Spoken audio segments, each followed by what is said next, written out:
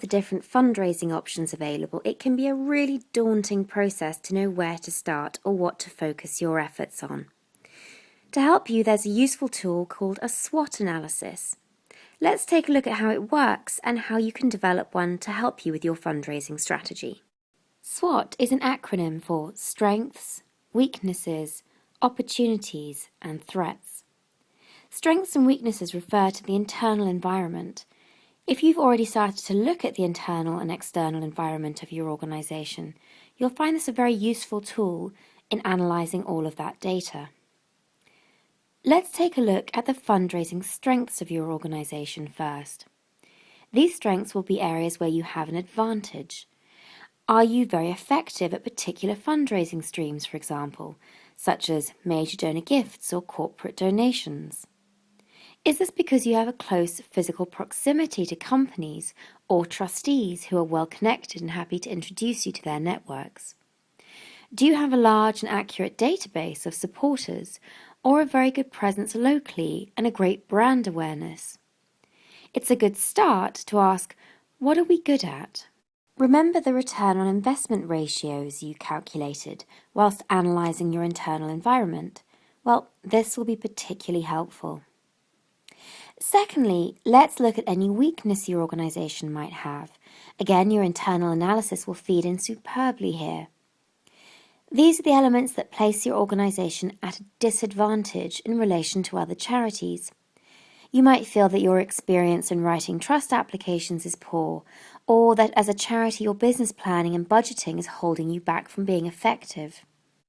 Then we look at the external factors, your opportunities and threats. Opportunities are really the external chances to increase your fundraising income.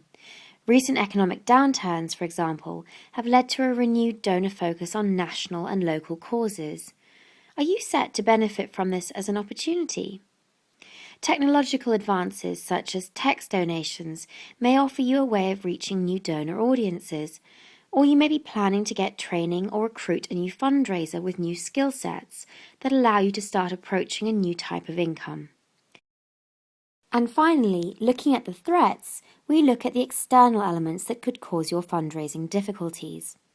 If you're largely dependent on government funding, then pending cuts could be a real threat to your funding. A local charity might launch an appeal.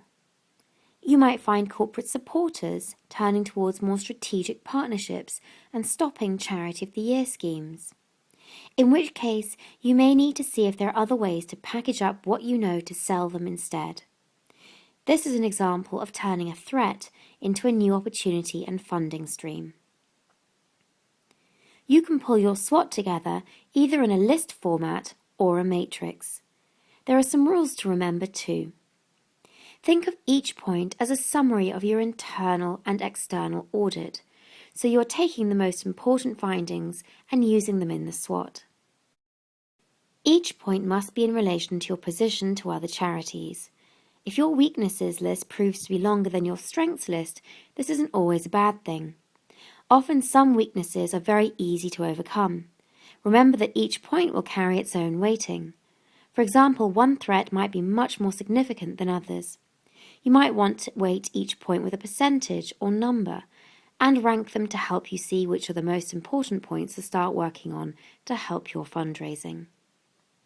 Another good step will be to see where you can match any strengths or opportunities together, or highlight where you have gaps in strengths and opportunities and look to address your weaknesses.